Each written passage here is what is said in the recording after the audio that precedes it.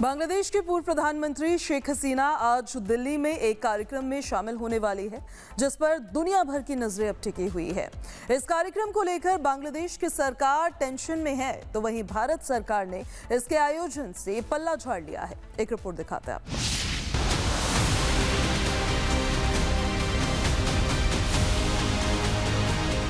अंत वाले दिन ही नया आगाज। कार्यक्रम में शेख हसीना, बांग्लादेशी सरकार परेशान।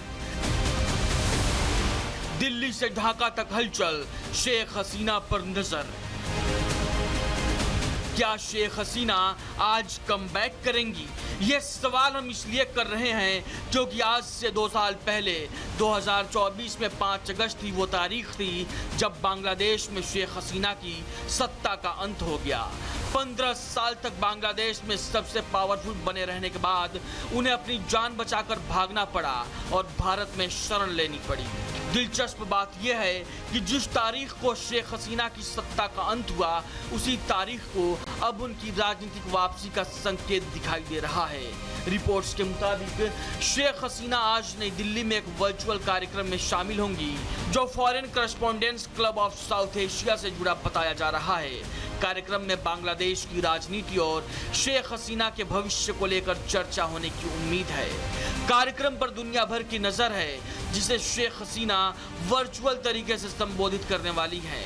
इसे लेकर बांग्लादेश ने भारत के सामने आपत्ति जताई थी और कहा था कि शेख हसीना या उनकी पार्टी अवामी लीग से जुड़े किसी भी व्यक्ति को भारतीय जमीन का इस्तेमाल राजनीतिक गतिविधियों या बांग्लादेश में अस्थिरता पैदा करने वाली गतिविधियों के लिए ना करने दिया जाए। इसको लेकर भारत के विदेश मंत्रालय ने बांग्लादेश की सरकार से साफ कर दिया, जिस कार्यक्रम में शेख हसीना को शामिल होना है उसका आयोजन एक निजी मीडिया संस्था कर रही है।